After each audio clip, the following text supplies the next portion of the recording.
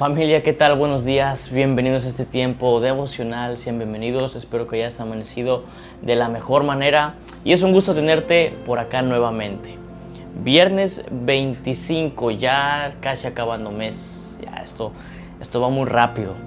Y bueno, Ezequiel capítulo 6, versículo del 1 al 14. Y antes de empezar vamos a poner este tiempo en manos de Dios. Ahí donde estás, cierra tus ojos. Señor, te damos gracias en este día, Dios. Gracias por tu bondad, por tu amor, Señor. Gracias te damos porque tú eres bueno, Señor. Padre, ponemos este tiempo en tus manos.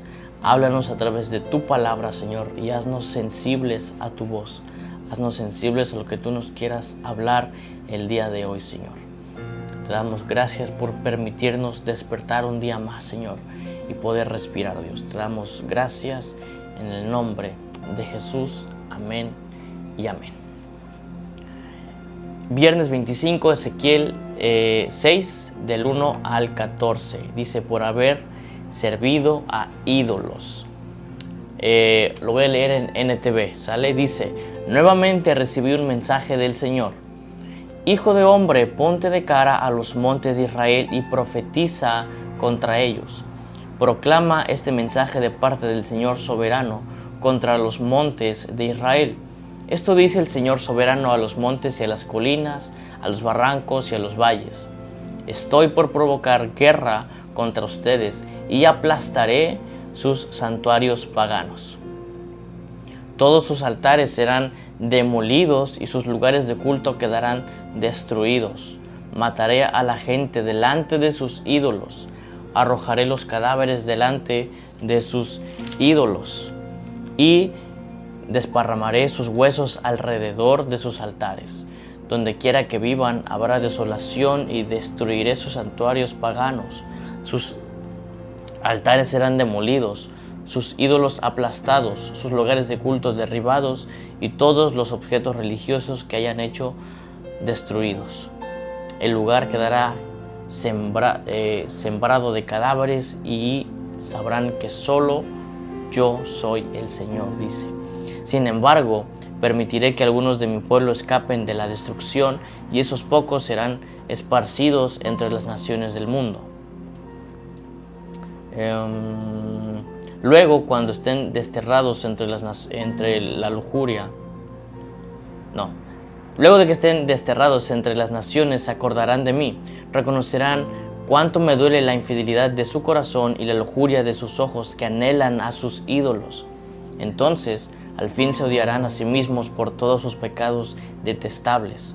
Sabrán que solo yo soy el Señor y que hablaba en serio cuando dije que traería esta calamidad sobre ellos. Esto dice el Señor soberano. Den palmadas y pataleen en señal de horror. Griten por todos los pecados detestables que ha cometido el pueblo de Israel. Ahora morirán por la guerra, el hambre y la enfermedad. La enfermedad herirá de muerte a los que estén desterrados en lugares lejanos.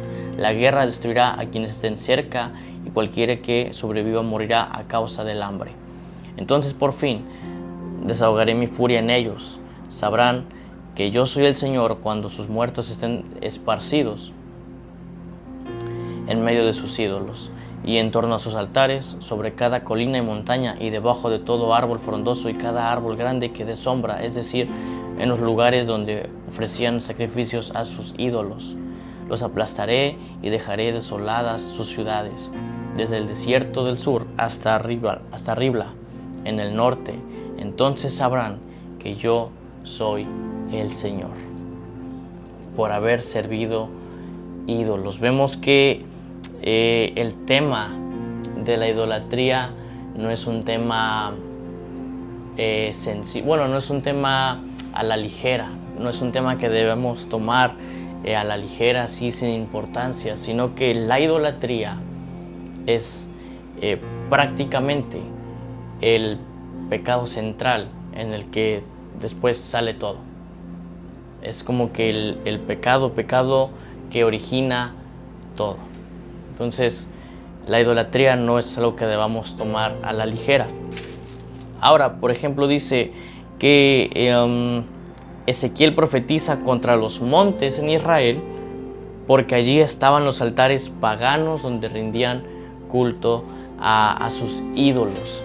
Entonces, al principio veíamos, ¿no?, que Dios le dice a Ezequiel que mire a los montes y profetice a ellos. ¿Por qué? Porque ahí estaban situados los lugares, ¿sí? Ahí estaban los altares paganos donde rendían culto a los ídolos. Entonces, hoy en día la idolatría sigue, y como lo hemos platicado muchas veces, la idolatría no solamente se encierra en imágenes, no se encierra solamente en estatuas, en figuras, sino que la idolatría va más allá. Cuando hablamos de ídolos, cuando hablamos de dioses falsos, hablamos de toda aquella cosa creada que se pone en el lugar de Dios en nuestras vidas, o que nosotros ponemos en el lugar de Dios en nuestras vidas. Toda aquella cosa creada que ponemos en el primer lugar en nuestro corazón, eso es un ídolo. No necesariamente un Dios, por así decirlo literalmente, ¿no?, que como lo llamamos, ¿no?, el Dios de la lluvia o el Dios esto, el Dios de esto, sino que los ídolos son más que eso. Es toda aquella cosa creada. O sea, puede ser mi trabajo, puede ser mis estudios, puede ser mi familia, puede ser una amistad, una relación, el dinero, muchas cosas que solemos poner en primer lugar en nuestro corazón. Dice, me gustaría leerte esto, dice: un rayo de luz aparece en esta profecía de obscuridad. Dios salvará a un pequeño grupo, un remanente de su pueblo, pero después de que hubiera aprendido algunas lecciones difíciles. En ocasiones, Dios tiene que quebrantar a una persona para que ésta se arrepienta verdaderamente. Los judíos tenían que cambiar de actitud, pero no lo harían hasta que Dios les quebrantara el corazón por medio de la humillación, el dolor, el sufrimiento y la derrota.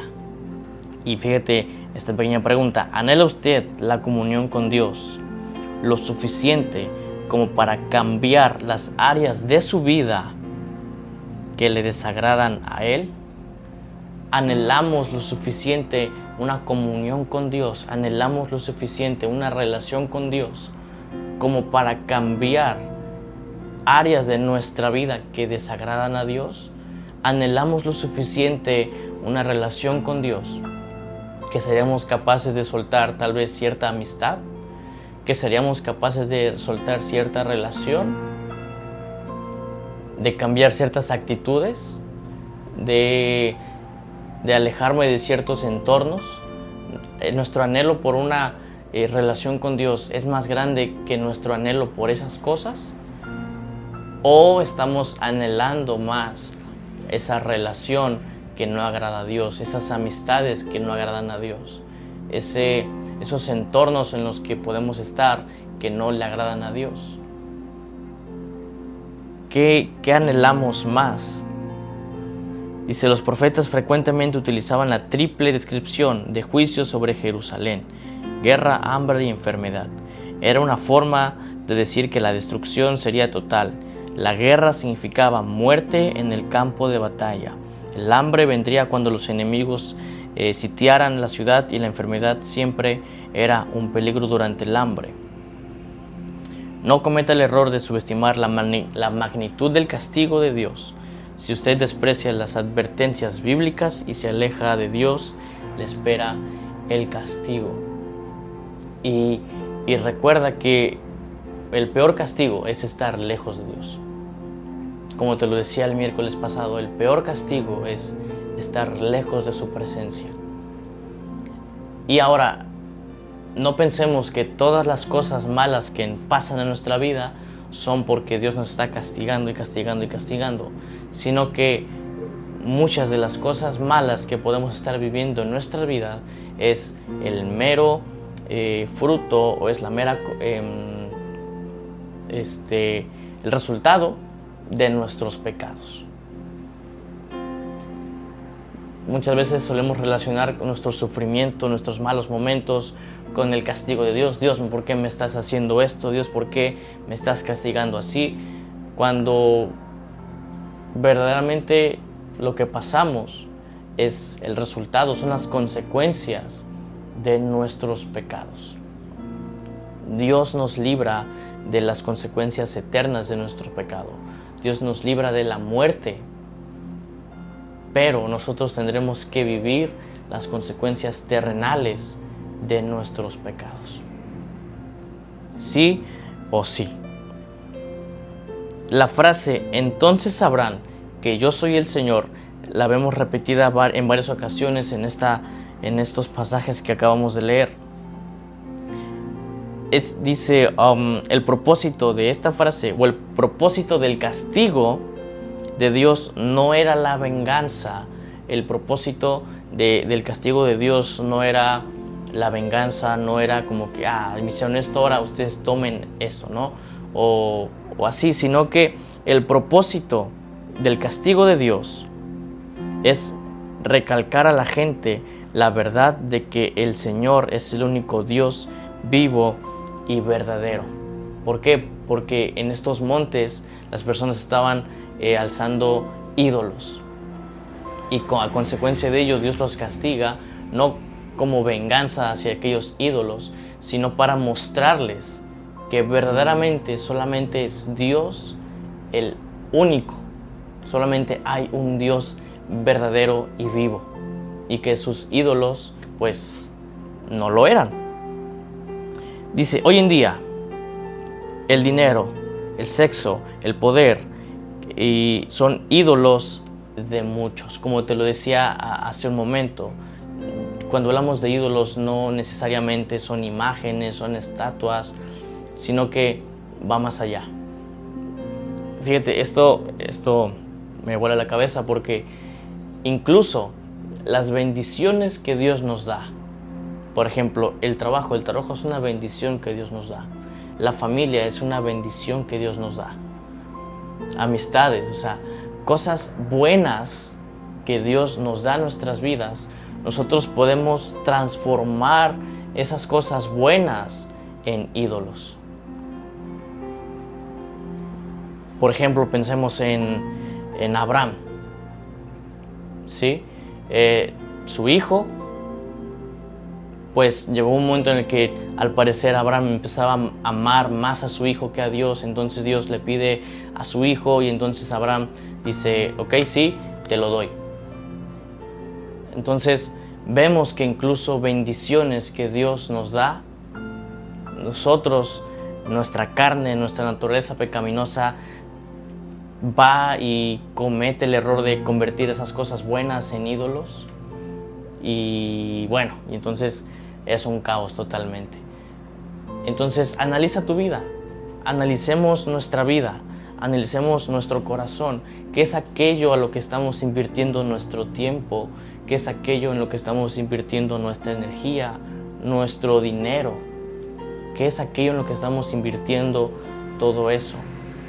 Y si después de analizar en qué estamos invirtiendo eso, el resultado no es Dios, y es tal vez una persona, es tal vez un trabajo, es tal vez una situación, entonces creo que estamos cayendo en idolatría. Caer en idolatría es muy fácil, es muy sencillo, porque está muy a la mano.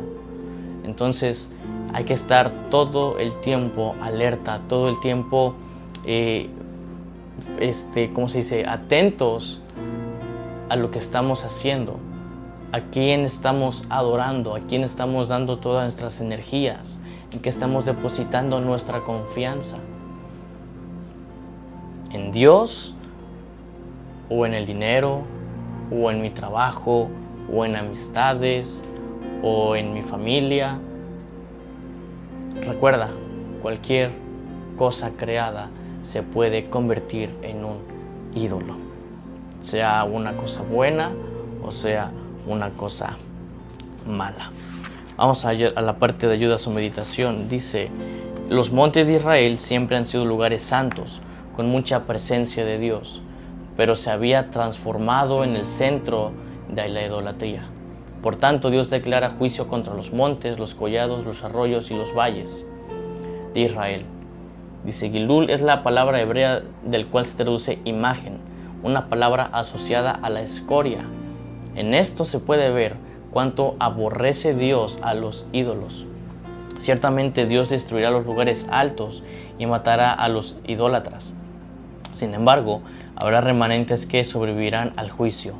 Ellos se lamentarán de haberse apartado de Dios en fornicación.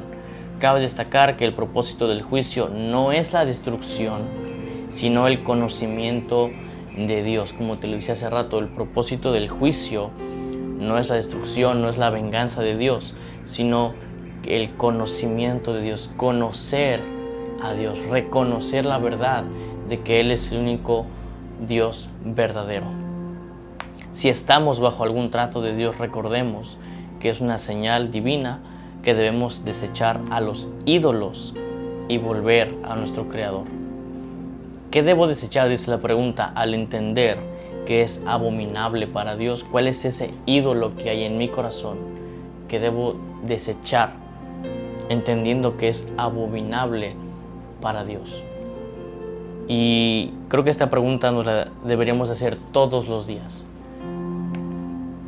Hoy en día hay algo en mi corazón que esté tomando el lugar de Dios todos los días, porque te lo decía anteriormente, es muy fácil caer en idolatría. Dice la parte de abajo: Dios juzgará a los idólatras con espada, hambre y plagas. Ezequiel expresa su ira y su lamentación dando palmadas con sus manos y golpeando sus pies. El alcance del juicio será desde el desierto hasta Diblat, es decir, que la idolatría se había propagado por todo el país, desde el extremo sur hasta el norte de Israel. Cuando los muertos por causa de su idolatría sean desechados por medio de sus ídolos, estos no podrán hacer nada por sus seguidores, porque los ídolos no tienen poder ni vida. Para Dios es abominable la inclinación delante de ídolos sin poder, que no son más que una piedra o un árbol. No hay otro como nuestro Dios, el único digno de nuestra adoración y confianza. Entonces, ¿a quién debo anunciar o a quién puedo anunciar que los ídolos carecen de poder y solo Dios es todopoderoso? Primeramente a mí, a uno mismo. Debemos recordar que solamente Dios es todopoderoso y que los ídolos pues no pueden hacer nada, porque Dios es el único Dios verdadero y vivo. Entonces, primeramente a nosotros y después, a las personas que nos rodean. Pero primeramente analizar nuestra propia vida, nuestra propia situación, nuestro propio corazón, analizarlo todos los días. Me encanta cómo termina: no hay otro como nuestro Dios, el único digno de nuestra adoración y confianza. ¿Qué te parece si terminamos orando por esto? Ahí donde estás, cierra tus ojos. Dios, te damos gracias por tu palabra, Señor. Gracias por tu palabra.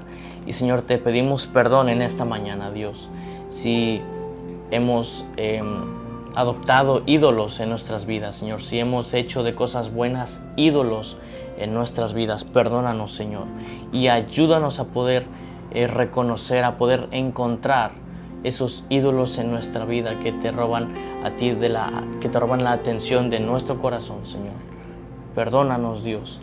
Y ayúdanos a siempre mantenernos firmes delante de ti, Señor. A siempre mantenerte a ti en el primer lugar de nuestras vidas, Señor. Que tú seas el centro de toda nuestra vida, Señor. Te damos gracias y reconocemos, Señor, que no hay otro como tú, Señor. Que no hay nada y no hay nadie, Señor, que se pueda comparar ante ti, Señor. Y que solamente tú eres digno de nuestra adoración, Señor, y de nuestra confianza, Señor. Te pedimos perdón si hemos depositado nuestra confianza en otras personas, Señor, o en otras cosas. Perdónanos, Dios, y ayúdanos a poder siempre mantener nuestra confianza puesta en ti, Jesús. Te damos gracias en el nombre de Jesús. Amén y amén. Y bueno, familia, este ha sido el devocional de hoy, 25, ya te decía, estamos acabando el mes. Y bueno, yo me despido sin más que decirte que tengas un excelente día. Nos vemos el domingo en nuestra reunión general. Recuerda, 11 de la mañana empezamos puntuales, entonces llega temprano para que agarres buen lugar y puedas estar desde el principio de la reunión. Y bueno, sin más que decir, yo me despido y que tengas un excelente día.